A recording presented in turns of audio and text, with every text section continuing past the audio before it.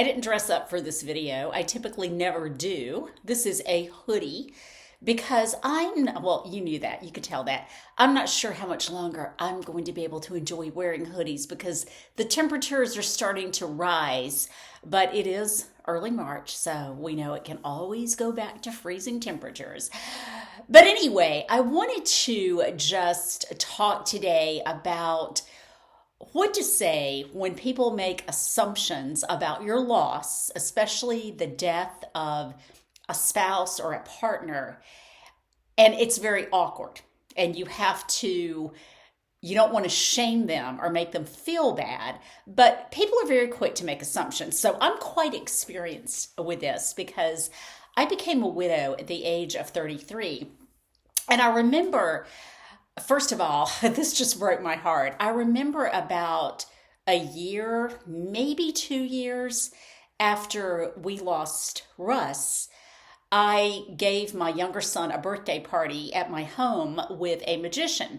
I was one of those moms, we had birthday parties everywhere you can think of. I brought in clowns, I brought in magicians.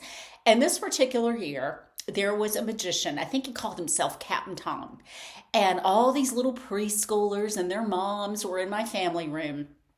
And I don't remember what happened, but Captain Tom said to Rhett, "Now, Rhett, when your dad gets home, you can tell him this." And, he kept going on about his dad.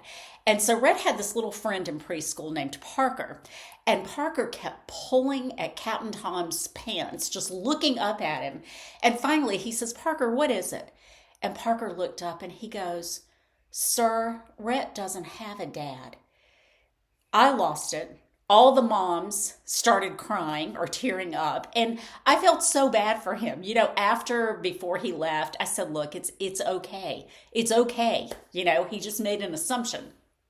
So I was with a group of people recently. It was a mixed group of some friends of mine, and then some of them had some friends that I had not met before. It's just a little social gathering.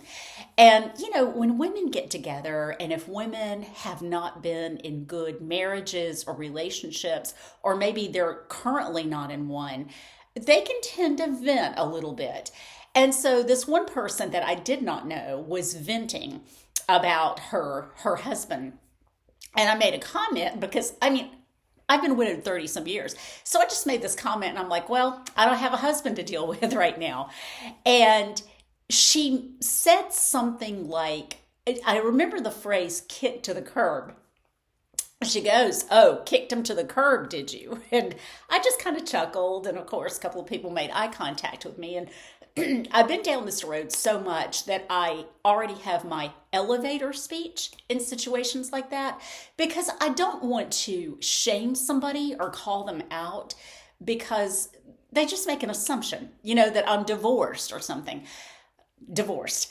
And there are a lot of people that are. So let me just say that.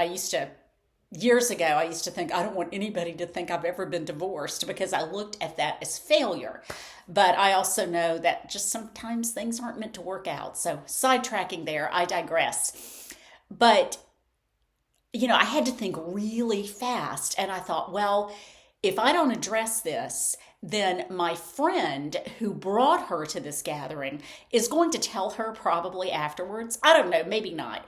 And then she'd feel really bad. So I just always feel it's better to address it as it pops up. So I said, well, my husband was killed in an accident 30 some years ago. And of course, it's the typical, "Oh my gosh, I'm so sorry." Like, it's fine. Trust me, it's fine. And it really is. But, in the early stages of a loss, whatever it is, it's hard. And even in a situation where people part ways, they break up, they divorce, I've heard that it's called a living death. And I'd be lying if I said I haven't experienced that before. The end of a friendship or a relationship that was like a living death because it just was so abrupt. And yeah, so, we all go through different things. There are living deaths, and then there are deaths, the final breath. So think about that when you're around somebody that's been through loss, or you hear them make a comment about that loss, whether it's, oh, I don't have a wife anymore, or, my wife's gone. Sometimes people can assume that means death. Sometimes people can assume that means somebody abandoned someone, or you just parted ways. So we all have to be really sensitive to that. So wherever you are in your grief journey, if you are on one, just keep that in mind. I think people have the best intentions, but sometimes the words just come out at the wrong time and we make assumptions, and we need to be careful about that. So if I can be of service to you, my contact information is in the comments section. I hope you have a great day, and I hope you have a really great week.